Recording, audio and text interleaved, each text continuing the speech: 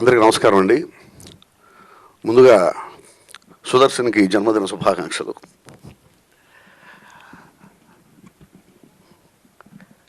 చాలా positive vibes ఉన్నాయండి. ఆ మిస్టర్ సెలబ్రిటీ అనేటువంటి ఆ టైటిల్లోనే మంచి పాజిటివ్ వైబ్స్ ఉన్నాయి. ఇప్పుడు పాయింట్ చెప్పినప్పుడు నాకు నిజంగా చాలా ఆనందం వేసింది. తెలిసింది మాట్లాడటం స్వేచ్ఛ, తెలియంది మాట్లాడితే నేరం. ఎక్కడ పట్టినా జరుగుతుంది అదే. ఇంకోటి కూడా ఉంది, తెలిసింది నిజం అనుకుని మాట్లాడటం పొరపాటు, తెలుసు అనుకుని మాట్లాడటం మహాపాపం. ఇప్పుడంతా జరుగుతున్నాయని అయ్యానండి, ఎక్కడ పడితే అక్కడ జరుగుతున్నంతా అదే. ఒక అద్భుతమైన పాయింట్ తీసుకుని ఎక్స్ట్రాడనరీగా ఇప్పుడు చెప్తుందాన్ని బట్టి నాకు అర్థమైపోయింది కదా, ఖచ్చితంగా బాగుంటుంది సినిమా. ఎక్స్ట్రాడనరీ పాయింట్ అది. ముఖ్యంగా సుదర్శన్ చాలా అద్భుతమైన నటుడండి. సుదర్శన్ నేను చూస్తున్నా కదా, నేను కూడా సుదర్శన్తో ఒక సినిమా చేస్తున్నాను. అదేమిటి అనేది త్వరలో అనౌన్స్మెంట్ వస్తుంది. అది ఒక సర్ప్రైజ్ న్యూసే అవుతుంది అది అనుకుంటున్నాను. మా గురువుగారి మనవడు. ఈరోజు నేను ఇక్కడ ఉన్నాను, మీతో మాట్లాడుతున్నాను అంటే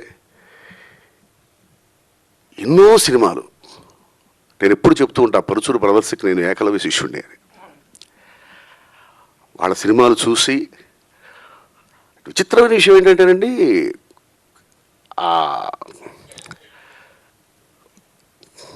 అంతకుముందు చాలామంది ఉన్నారు, దాని తర్వాత చాలామంది వచ్చారు. కానీ స్క్రీన్ మీద హీరో టైటిల్ పడగానే విజిల్స్ రావటం అనేది మనకందరికీ తెలిసిన విషయమే. అలాగే డైరెక్టర్ పేరు రాగానే విజిల్స్ పట్టడం అనేది నాకు తెలిసి దాసనారాయణ గారికి మాత్రమే జరిగింది. అది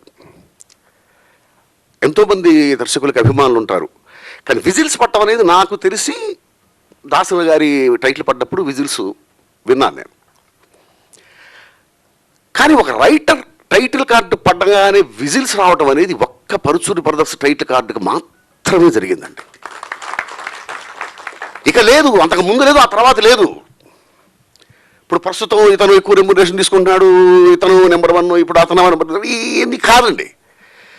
ఒక టైటిల్ కార్డు పడితే, రైటర్ టైటిల్ కార్డు పడితే విజిల్స్ రావటం ఏంటి అసలు అది? అది నేను చూసింది కేవలం పరుచూరి బ్రదర్స్ మాటలు, పరుచూరి బ్రదర్స్ అనగానే టక్కని చెప్పి కాగితాలు ఎగిరి విజిల్స్ పడుతూ ఉన్నాయి.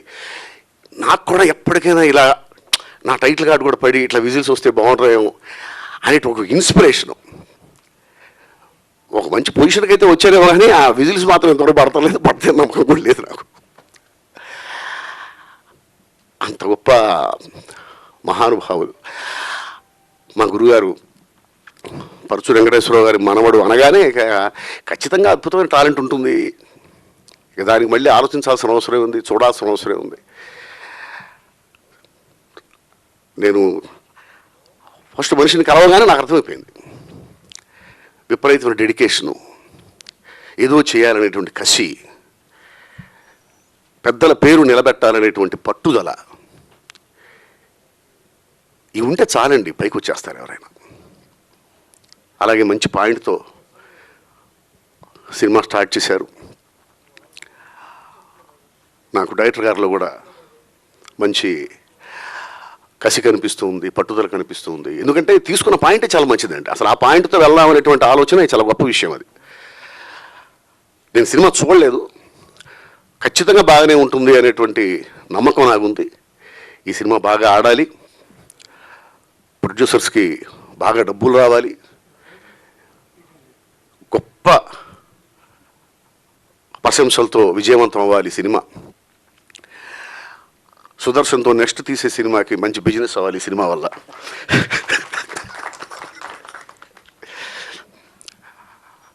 మనస్ఫూర్తిగా కోరుకుంటూ, ఇలాంటి సినిమాలు, ఇలాంటి ఒక చిన్న బడ్జెట్లో పెద్ద విజయాన్ని సాధించే సినిమాలు ఎంత వస్తూ ఉంటే ఇండస్ట్రీకి ఎంత మంచిదండి. దాసరి గారు కూడా ఎప్పుడు చెప్పేది అదే, బడ్జెట్ తక్కువై ఉండాలి, రాబడి ఎక్కువై ఉండాలి. ఇప్పుడు అలాంటి సినిమాలు కూడా వస్తూ ఉన్నాయి. విపరీతమైన పెద్ద బడ్జెట్తో తీసే సినిమాలు వస్తున్నాయి, చిన్న బడ్జెట్తో పెద్ద విజయాన్ని సాధించే సినిమాలు కూడా వస్తున్నాయి. ఇది నిజంగా ఇండస్ట్రీకి మంచి మార్పు, చాలా మంచి విషయం. ఇదే పంథాలో, ఇదే మార్గంలో, ఇలాగే విజయాల బాటలో తెలుగు సినిమా ఇండస్ట్రీ కొనసాగుతూ ఉండాలి, ముందుకు సాగుతూ ఉండాలి. అందులో నేను ఉండాలి, ఎప్పుడూ ఉండాలి అని మనస్ఫూర్తిగా కోరుకుంటూ ఈ సినిమా విజయాన్ని మనస్ఫూర్తిగా ఆశిస్తూ thank you very much. Thank you sir, thank you so much.